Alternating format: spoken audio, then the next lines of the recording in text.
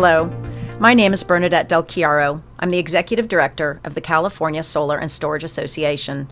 We represent over 500 businesses, including 250 licensed C10, C46, General A and B contractors, as well as the manufacturers who make the products they install. Thank you for taking the time to watch this video about the common installation of residential and commercial solar energy systems in California. Every day, over 350 solar projects are installed in California safely and cost-effectively for a wide variety of consumers, from single-family homes to low-income housing projects to farms and commercial buildings. In fact, California has 1 million solar electric systems on customer sites from Crescent City to Imperial Beach and from Lone Pine to Pismo.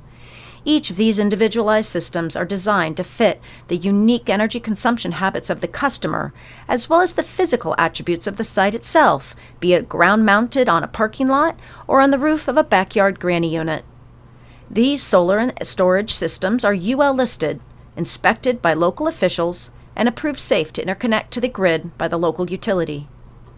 In 2005, as the Million Solar Roofs Initiative was being debated in the legislature, the International Brotherhood of Electrical Workers suggested limiting the licensing for solar.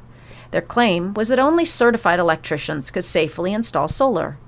The legislature denied this restriction, as did the CSLB, in a letter dated July 5, 2005, by former Registrar Stephen Sands. In doing so, policymakers upheld the ability of C46, General A and B, as well as C10 licensed contractors to install solar. Thanks to California's long-standing commitment to solar energy, consumers today benefit from the ability to get multiple bids from a wide variety of experienced contractors.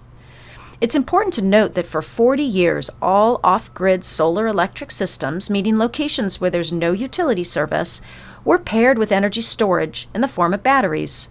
In fact, for decades, the CSLB's C46 license test included, as it does today, several mandatory questions on energy storage, reflecting just how common batteries are within a solar energy system. Today, pairing solar with a battery is becoming the norm for grid-connected solar as well. This is due to changes in rate structure, the need to make solar work at night to meet the state's climate goals, consumer demand for reliable energy, and the lowering costs of energy storage. In fact, the California Energy Commission's new solar home mandate includes the addition of energy storage for all construction starting in 2020. As a result, manufacturers are meeting increased demand with UL-listed storage systems that are pre-assembled, seamlessly integrated with the entire solar system. In fact, several manufacturers are combining the inverter and the battery into one single unit. Any change in licensing requirements limiting the current pool of experienced contractors and their installation crews would cause significant shortfalls in available contractors and workers to meet California's growing need for clean energy. It could also cause warranty defaults if the contractors, who did the majority of solar installs, were unable to retrofit a system with a battery in the future. While a lot goes into the installation of a solar energy system, it can be boiled down into 5 steps. In this video, we will describe these steps to give you a better sense of what contractors do 350 times a day. It's important to note that adding storage changes nothing within these steps. All design, evaluation, permitting, construction, and interconnection steps remain the same. The first step is site analysis and system design. It includes determining the physical layout of solar panels on a roof or on the ground, as well as the location of the inverter, storage device, and other ancillary equipment, and the overall system's proximity to the point of interconnection with the electric grid. It includes performance modeling based on the orientation, location, and shading of the photovoltaic panels, among other details. The contractor then takes data on the energy consumption habits of the customer, combines it with local utility rate structures to determine the optimal location, size, and type of solar and storage system for that individual consumer. The second step is contracting and permitting. It involves finalizing the contract with the customer, determining proper financing, and submitting thorough engineering and design plans to the local building department to get permission to begin construction. In addition to manufacturer-provided safety features, such as UL listings, The local building department ensures that the system is designed to meet current national electrical codes as well as local building, fire, and safety codes. Whether the customer is installing a solar-only system or a solar and storage system, this step remains the same, with the contractor designing and submitting a single set of plans for the combined system. With permit in hand, the contractor is ready to build the solar and storage system for the customer. As you will see in this video, installing a solar and storage system is inherently a multi-craft effort. The projects start with evaluating the site for safe working conditions, installing roof anchors and fall protection devices, and marking potential hazards.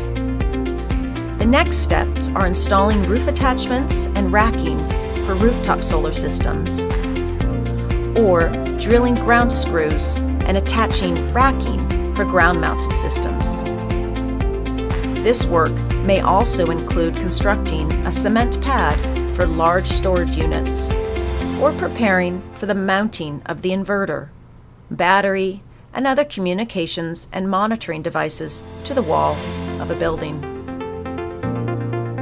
Once all the components, from the modules to the telecommunications devices, are installed, the next step is to wire them all together and connect them to the customer's electrical panel. Whether the solar and storage system is for a small home or a large farm, these physical installation steps are largely the same. Once the physical construction is complete, the solar and storage system is ready for local inspection and utility interconnection.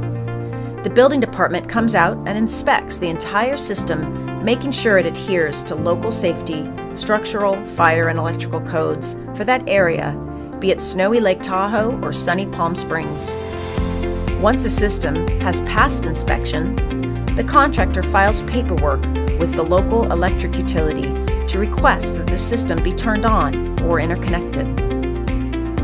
If incentives are available, such as rebates, the contractor applies for them at this point. The fifth and final step is focused on customer orientation and satisfaction. The contractor will configure the monitoring system, orient the customer on how their solar and storage system operates, make sure that the customer understands how net metering works, and review any ongoing maintenance requirements.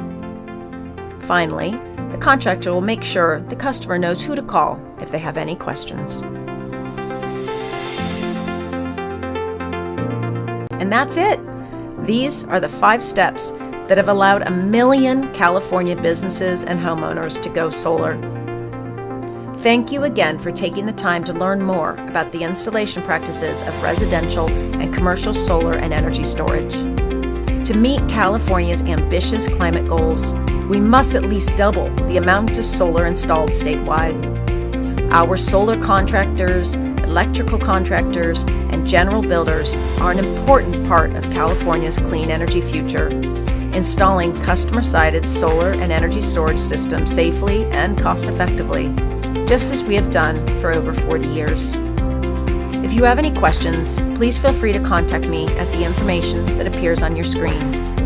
On behalf of the California Solar and Storage Association, I again thank you for watching this informational video.